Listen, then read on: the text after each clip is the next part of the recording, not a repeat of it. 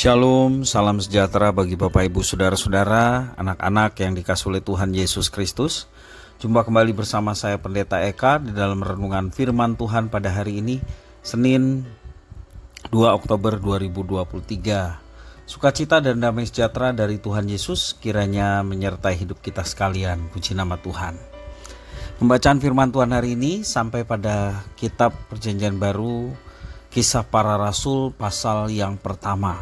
Kiranya firman Tuhan memberkati kita sekalian. Baik, sebelum kita akan merenungkan bagian firman Tuhan hari ini, kita akan berdoa bersama. Tuhan Allah Bapa di surga, di dalam nama Tuhan Yesus, kami sungguh bersyukur dan berterima kasih kepada Tuhan yang memelihara hidup kami sampai pada hari ini. Biarlah setiap kasih sayang dan pemeliharaan Tuhan membawa kami semakin mengenal pribadi Tuhan yang baik, agung, dan luar biasa di dalam Yesus Kristus. Dan pengenalan akan Tuhan membawa kami hidup dalam ketaatan. Karena itu kami mau terus memperdengarkan hati pikiran kami kebenaran firman Tuhan. Mampukan kami Tuhan untuk dapat memahaminya serta menerapkannya dalam hidup kami. Terpujilah namamu Bapa, demi nama Tuhan Yesus kami berdoa. Haleluya. Amin. Saya akan membacakan Kisah Para Rasul 1 ayat 1 sampai yang ke-11. Demikian firman Tuhan. Hai Theophilus, dalam bukuku yang pertama aku menulis tentang segala sesuatu yang dikerjakan dan diajarkan Yesus. Sampai pada hari ia terangkat, sebelum itu ia telah memberi perintahnya oleh Roh Kudus kepada rasul-rasul yang dipilihnya. Kepada mereka ia menunjukkan dirinya setelah penderitaannya selesai, dan dengan banyak tanda ia membuktikan bahwa ia hidup.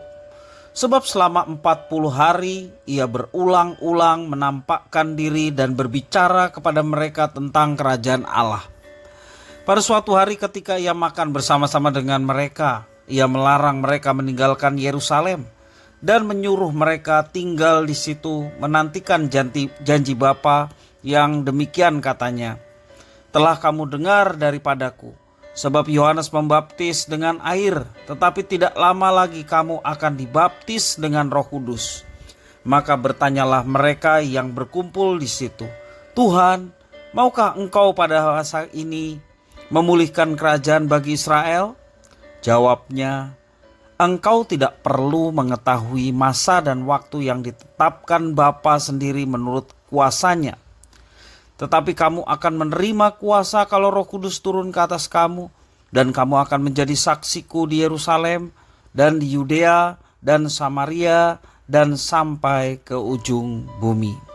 Sesudah ia mengatakan demikian, terangkatlah ia disaksikan oleh mereka dan awan menutupinya dari pandangan mereka.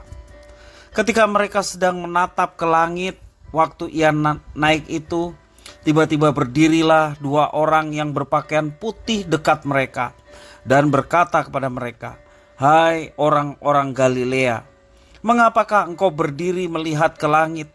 Yesus ini yang terangkat ke sorga meninggalkan kamu akan datang kembali dengan cara yang sama seperti kamu melihat dia naik ke sorga. Demikian firman Tuhan, kiranya memberkati kita sekalian. Bapak Ibu Saudara-saudara yang dikasihi oleh Tuhan, di dalam Kisah Para Rasul yang kita baca pada hari ini, ya, Kisah Para Rasul adalah kitab kedua dari tulisan Lukas, ya, untuk Theophilus yang merupakan tokoh terkemuka berkebangsaan Romawi. Keterangan awal ini memberikan petunjuk ringkas tentang kitab pertama yang ditulis oleh Lukas mengenai Injil Yesus. Mengapa Lukas memulai pasal pertama dengan buku keduanya dengan menyinggung nama Theophilus? Lukas bermaksud memberikan penjelasan lanjutan dan kesaksiannya yang bertujuan untuk menuntun dan menguatkan Theophilus. Selain Theophilus, Lukas juga ingin memperhatikan kepada semua orang percaya bahwa Roh Kudus adalah kuasa Allah yang dicurahkan dalam hati manusia. Bahkan lebih daripada kuasa, Roh Kudus adalah pribadi yang bersekutu dengan manusia.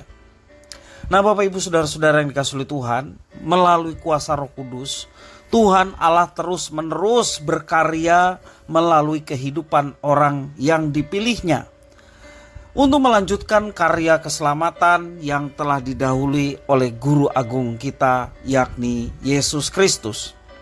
Karya keselamatan Yesus Kristus sungguh maha agung, sungguh maha mulia dan maha besar, bahkan melampaui ruang, waktu, dan batas dalam kehidupan manusia.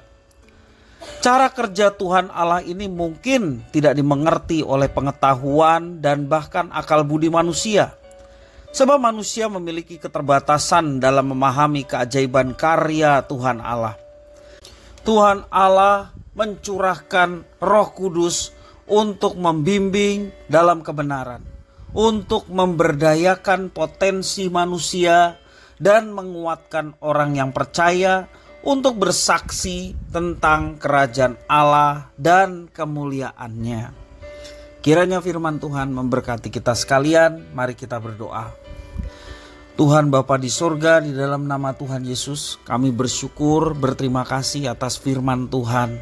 Biarlah Engkau berikan hati yang bijaksana, supaya kami dapat menjalani segala sesuatunya dengan baik sesuai dengan firman Tuhan. Terima kasih ya Tuhan atas firman-Mu, jadikan kami menjadi pelaku-pelaku firman. Demi nama Tuhan Yesus kami berdoa. Haleluya. Amin.